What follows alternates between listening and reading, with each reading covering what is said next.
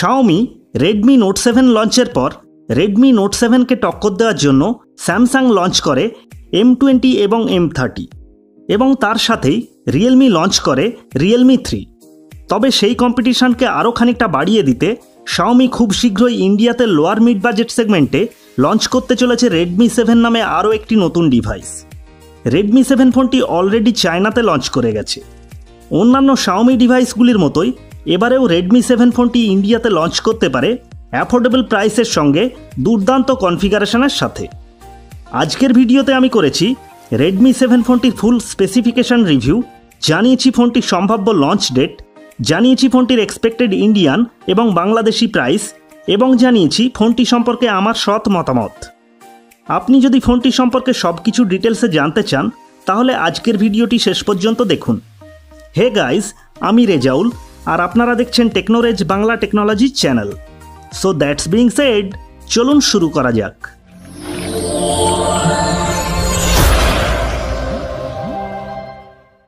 প্রথমেই শুরু করা যাক ফোনটির বিল্ড এবং ডিজাইন দিয়ে। রেডমি 7 ফোনটির ফ্রন্টে আছে 2.5D কার্ভড গ্লাস এবং ফোনটির বডি এবং ব্যাক প্লাস্টিকের।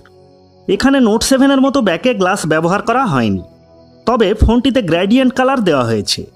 তাই জন্য ফোনটির লুকের দিক থেকে মোটামুটি ভালো হলেও রেডমি নোট 7-এর মতো অতটা প্রিমিয়াম নয়।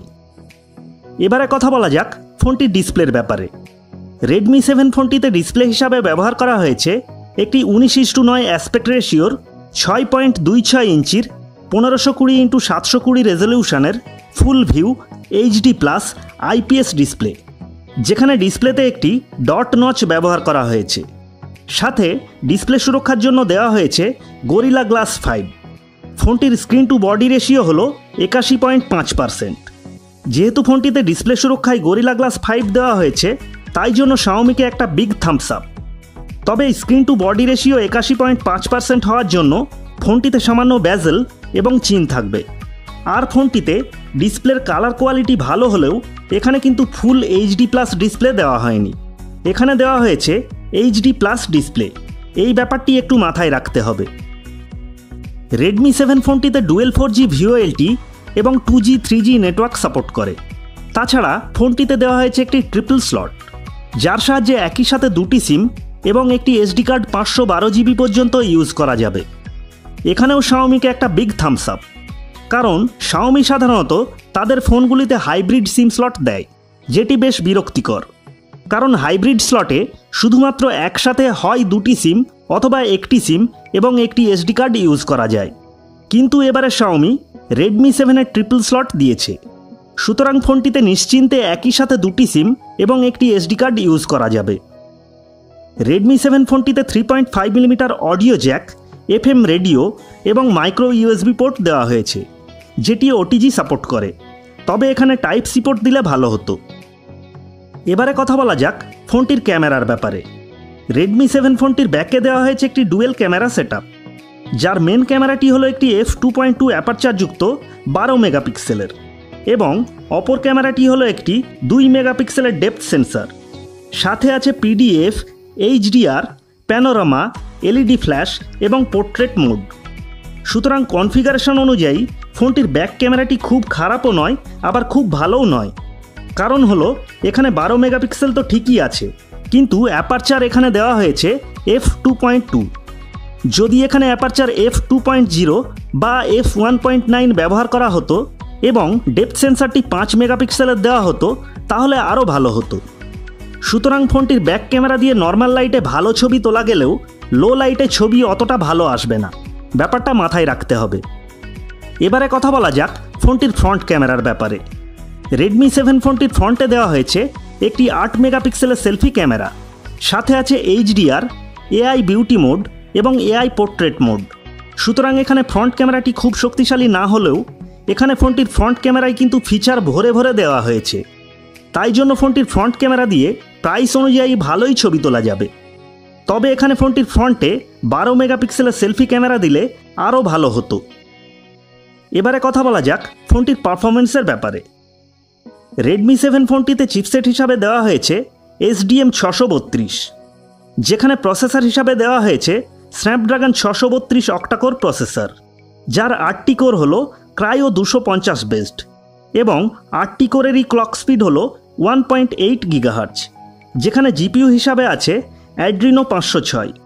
সুতরাং ফোনটির প্রসেসরটি প্রাইস অনুযায়ী শক্তিশালী দেওয়া হয়েছে, তাই ডে টু ডে ইউজ বা মিড টু হাই লেভেলের গেমগুলি খেলা যাবে।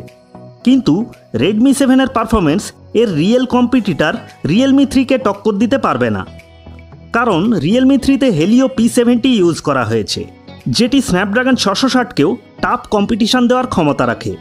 তাহলে রেডমি 7 ফোনটি নেওয়ার আগে এই ব্যাপারটিও মাথায় রাখতে হবে। রেডমি 7 ফোনটিতে ওএস হিসাবে দেওয়া হয়েছে অ্যান্ড্রয়েড 9 পাই, যেটিতে MIUI 9 রান করছে। ফোনটিতে সিকিউরিটি হিসাবে আছে ফেস আনলক এবং রেয়ার মাউন্টেড ফিঙ্গারপ্রিন্ট সেন্সর, সাথে প্রায় সব বেসিক সেন্সরগুলিও আছে। এবারে কথা বলা যাক ফোনটির ব্যাটারির ব্যাপারে।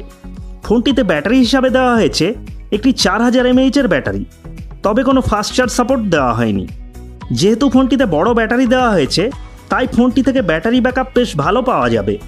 তবে যদি ফাস্ট চার্জ দেওয়া হতো তাহলে ফোনটি এই ক্যাটাগরিতে অন্য ফোনগুলির থেকে অনেক এগিয়ে থাকতো। ফোনটি পাওয়া যাবে 2GB 16GB, 3GB 32GB এবং 4GB 64GB ভ্যারিয়েন্টে। রেডমি 7 ফোনটি ব্ল্যাক, ব্লু এবং রেড এই 3টি কালারে পাওয়া যাবে। এখন প্রশ্ন হলো ফোনটি কবে লঞ্চ করবে এবং প্রাইসই বা কত হতে পারে। রেডমি 7 ফোনটি অলরেডি চায়নাতে লঞ্চ করে গেছে, তবে খুব সম্ভবত ফোনটি ইন্ডিয়াতে এপ্রিল মাসের দিকে লঞ্চ করতে পারে এবং বাংলাদেশে সম্ভবত মে মাসের দিক থেকে আনঅফিসিয়ালি পাওয়া যেতে পারে। তবে অফিসিয়ালি বাংলাদেশে কবে আসবে সে সম্পর্কে আমাদের কাছে এখনও কোনো ট্রাস্টেড ইনফরমেশান নেই। সাথেই থাকুন, জেনুইন ইনফরমেশান পেলেই আমরা জানিয়ে দেব। এখন কথা বলা যাক ফোনটির প্রাইসের ব্যাপারে। ফোনটির বেস ভ্যারিয়েন্ট মানে 2GB 16GB চাইনিজ প্রাইস রাখা হয়েছে 699 ইউয়ান, মানে যেটিকে ইন্ডিয়ান কারেন্সিতে কনভার্ট করলে দাঁড়ায় রাফলি 7200 ইন্ডিয়ান রুপিসের মতো। মানে ফোনটির 2GB 16GB সম্ভবত ইন্ডিয়াতে 6999 ইন্ডিয়ান রুপিতে লঞ্চ করতে পারে। ফোনটি যদি বাংলাদেশে আসে তাহলে ফোনটির বেস ভ্যারিয়েন্টের দাম হতে পারে 10 থেকে 11,000 টাকার মতো। 3GB 32GBর প্রাইস হতে পারে 8,999 ইন্ডিয়ান রুপিস এবং বাংলাদেশি প্রাইস হতে পারে 12 থেকে 13,000 টাকার মতো। এবং 4GB 64GBর প্রাইস হতে পারে 10,999 ইন্ডিয়ান রুপিস এবং বাংলাদেশি প্রাইস হতে পারে 14 থেকে 15,000 টাকার মতো। ফোনটি সমস্ত কিছু বিচার করলে দেখা যাচ্ছে ফোনটি যদি এই প্রাইসে ইন্ডিয়াতে লঞ্চ করে তাহলে ফোনটি কিন্তু এই সেগমেন্টে আবার মার্কেট কাঁপিয়ে দেবে। তবে আমার মতে আপনার বাজেট খুব টাইট হলে এই প্রাইসে ফোনটি নিতে পারেন। তবে যদি আপনার বাজেট সামান্য বাড়াতে পারেন তাহলে আপনি রেডমি 7 না নিয়ে নোট 7 ফোনটি নিন। তাহলে সেখানে ফাস্ট চার্জ সাপোর্ট সহ ফুল HD+ ডিসপ্লে, ব্যাকে গ্লাস ফিনিশ এবং আরও ভালো প্রসেসর স্ন্যাপড্রাগন 660 পাবেন।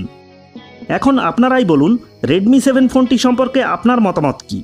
এই প্রাইসে কি ফোনটি নেওয়া যায়, না আর সামান্য বাজেট বাড়িয়ে নোট 7 ফোনটি নেওয়া উচিত? নিচে কমেন্টে জানাতে পারেন। ভিডিওটি ভালো লাগলে ভিডিওটিতে একটি লাইক দিন এবং বন্ধুদের সাথে সোশ্যাল মিডিয়ায় শেয়ার করুন, কারণ আপনার একটি লাইক ও শেয়ার আমাকে অনেক মোটিভেট করে এবং তার সাথে আমাদের চ্যানেলটিকেও গ্রো করতে অনেক সাহায্য করে। আরও সব নিত্য নতুন ভিডিওর আপডেট পেতে আমাদের চ্যানেলটিকে সাবস্ক্রাইব করুন এবং পাশের বেল আইকনটিতে ক্লিক করে রাখুন।